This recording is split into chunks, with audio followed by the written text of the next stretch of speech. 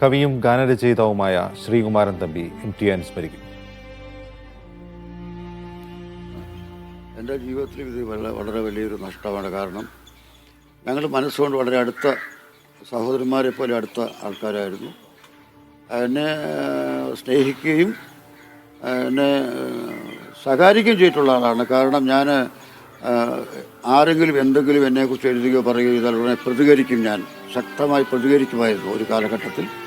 അപ്പം എന്നോട് അദ്ദേഹം ഒരിക്കൽ പറഞ്ഞു, എന്നെ ഉപദേശിച്ചു, ചെണ്ടപ്പുറത്ത് കോല് വീഴുമ്പോൾ തമ്പി മറുപടി പറയുന്നത് ആരെന്ത് വേണം പറഞ്ഞോട്ടെ, നമ്മളാണെന്ന് സ്വയം മനസ്സിലാക്കിയാൽ മതി, നമ്മളെന്ന് മറുപടി പറയാൻ നടക്കണ്ട. അദ്ദേഹം ഒരിക്കലും അത്തരം ആരോപണങ്ങൾക്ക് ഒരു മറുപടി പറഞ്ഞിട്ടില്ല. താൻ ആരാണെന്ന് ബോധമുണ്ടാവണം, എഴുത്തുകാരനെ താൻ ആരാണെന്ന് ബോധമുണ്ടാവണം. എന്നെ ഉപദേശിച്ചിട്ടുണ്ട് MT വാസുവേട്ടൻ എന്നാണ് അദ്ദേഹത്തെ വിളിച്ചിരുന്നത്. എനിക്ക് ഏറ്റവും മൂത്ത എൻ്റെ ഏറ്റവും മൂത്ത ജ്യേഷ്ഠനേക്കാൾ ഒരു വയസ്സിൽ പ്രായക്കൊണ്ടുള്ള ആളാണ്. അപ്പോൾ MT എനിക്ക് ശരിക്കും ഒരു മൂത്ത ജ്യേഷ്ഠൻ. അദ്ദേഹത്തിൻ്റെ ഭാര്യയെക്കുറിച്ച്, കലാമണ്ഡല സരസ്വതിയെക്കുറിച്ച് ഞാനൊരു ഡോക്യുമെൻ്ററി എടുത്തിട്ടുണ്ട്. ആ സ്ഥാപനത്തിൻ്റെ പല അവസരങ്ങളിൽ ഞാൻ പ്രസംഗിക്കാൻ പോയിട്ടുണ്ട്. അപ്പോൾ ഞങ്ങൾ തമ്മിലുള്ള അടുപ്പം കുടുംബപരമായിട്ടും അടുപ്പമുള്ള ആളാണ്. പിന്നെ മലയാള സാഹിത്യത്തിലും മലയാള സിനിമയിലും ഒരു പരിവർത്തനം വരുത്തിയ ആളാണ് MT എന്ന കാര്യത്തിൽ എല്ലാവർക്കും അറിയാം.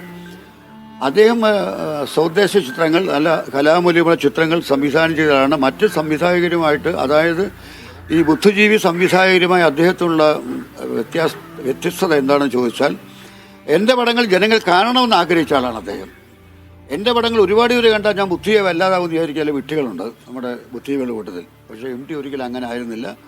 എൻ്റെ പടങ്ങൾ ജനങ്ങൾ കാണണം എന്ന് പറഞ്ഞു തന്നെയാണ് അദ്ദേഹം തിരക്കഥ എഴുതിയിട്ടുള്ളത്. അതേസമയത്ത് മലീമസമായ രംഗങ്ങളൊന്നും എൻ്റെ സിനിമ ഉണ്ടാവുകയില്ല, ജീവിതഗന്ധി അല്ലാത്ത രംഗങ്ങൾ ഉണ്ടാവില്ല.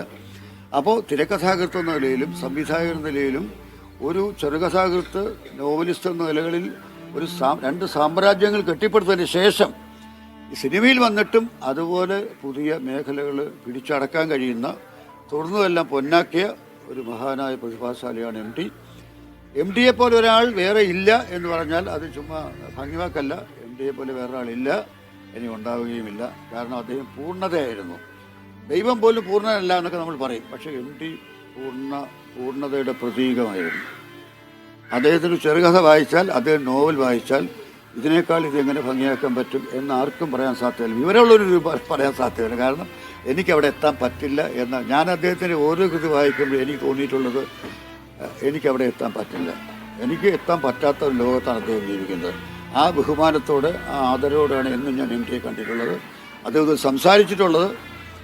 ഏറ്റവും സ്നേഹമായ അനുജനെ പോലെ പെരുമാറുമ്പോഴും ഒരു കൂട്ടുകാരനോടെന്ന പോലെ ഞാൻ സ്വാതന്ത്ര്യം കാണിച്ചിട്ടുണ്ട് MTയോട്. എപ്പോഴും ആ ഒരു ബഹുമാനം നിലനിർത്തിയാണ് ഞാൻ ജീവിച്ചത്. അദ്ദേഹത്തിൻ്റെ മരണം എല്ലാ മലയാളികൾക്കും നഷ്ടം, എനിക്ക് മാത്രമല്ല എല്ലാ മലയാളികളുടെയും ഒരു വലിയ നിധിയായിരുന്നു അദ്ദേഹം.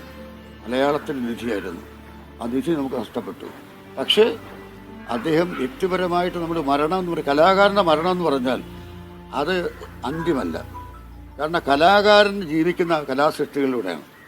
അപ്പം അദ്ദേഹത്തിൻ്റെ നാലുകെട്ടും കാലവും അസുരവിത്തും നമുക്കിനിയും വായിക്കാം. മഞ്ഞ് ഇനിയും വായിക്കാം. അതിന് ചെറുകഥകളുണ്ട്. സ്നേഹത്തിൻ്റെ മുഖങ്ങളും ഇരുട്ടിൻ്റെ ആത്മാവും പാതിരാവും പകൽ വിളിച്ചു എല്ലാം ഇനിയുണ്ട്. ഇപ്പോഴും ഇനി നമുക്ക് വായിക്കാം. അപ്പോൾ അദ്ദേഹത്തിൻ്റെ ശരീരം നഷ്ടപ്പെട്ടെങ്കിലും അദ്ദേഹം രചനകൾ നമ്മളോടൊപ്പം ഉണ്ട്, അത് സിനിമകൾ നമ്മളോടൊപ്പം ഉണ്ട്. അപ്പോൾ നമുക്ക് അങ്ങനെ പറഞ്ഞ് ആശ്വസിക്കാം. നമുക്ക് നമ്മുടെ അടുത്ത തലമുറയും തലമുറകൾ വരാൻ പോകുന്ന തലമുറകൾക്കും ഒരു പാഠപുസ്തകമായിട്ട് MT ഉണ്ടാവും. MTക്ക് മരണമില്ല.